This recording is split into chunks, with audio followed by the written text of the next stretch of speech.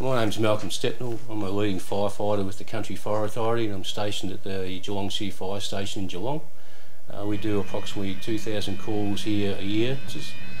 In those responses, they can be everything from what we term as a washaway, where it's just a collision where there's been some oil spilled or coolant and there's no injuries as such, to a full-blown collision where multiple vehicles may be involved.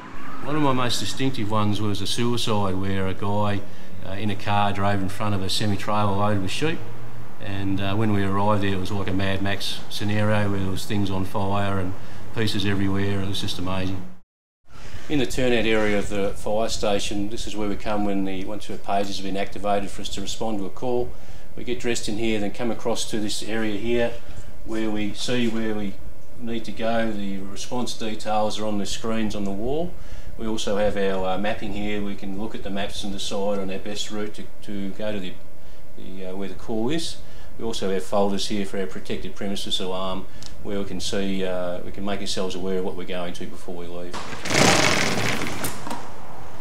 This appliance is what's known in the Country Fire Authority as a heavy rescue appliance.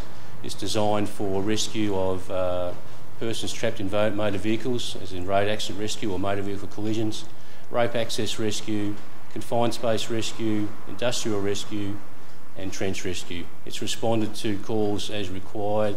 Once we're on scene, we decide what we require to do the job. If it's not available with the truck we've got, we then request in more equipment.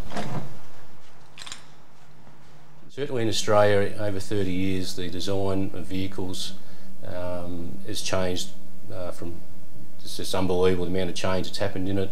Now, years ago there was no passenger cell as such. The basics were a seat belt and maybe a collapsible steering column, whereas now we have airbags, and the design of cars is much better.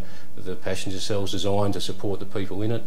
The materials used in construction of the vehicle are much stronger, and the design is much better. And we still get entrapments of people and injuries, but it's just totally different and much better for the person to survive it. So probably 29 years ago now, some early model vehicles come together in a 60-kilometre zone, both running either way, and had a head-on collision. That resulted with 6 people in the cars. 5 of those people were deceased from the injuries sustained during the impact forces. Today's day and age, with the technology of car construction these days and safety systems, a vehicle collision like that would be a survivable accident with minor injuries, a bit of whiplash, those sort of things, maybe ringing ears from the airbags deploying, but they'd open the doors certainly with a passenger safety cell concept these days, and that'd be an accident you're more than likely to walk away from. 1970, I think, was Victoria's highest road toll. We had, I think it was 1,078 deaths on the roads. And considering the increase in population we've had in that time and development of newer car technologies and construction methods, that road toll now has been the lowest on record, and a lot of that has got to do with the design of the vehicles, the construction methods they've used and the safety systems incorporated by the manufacturers. The TAC pumps lots of money into education for the public, to better design of vehicles. There's no doubt that has to have made a difference in reduction of both serious and fatal injury to people, that it's just so much better designed.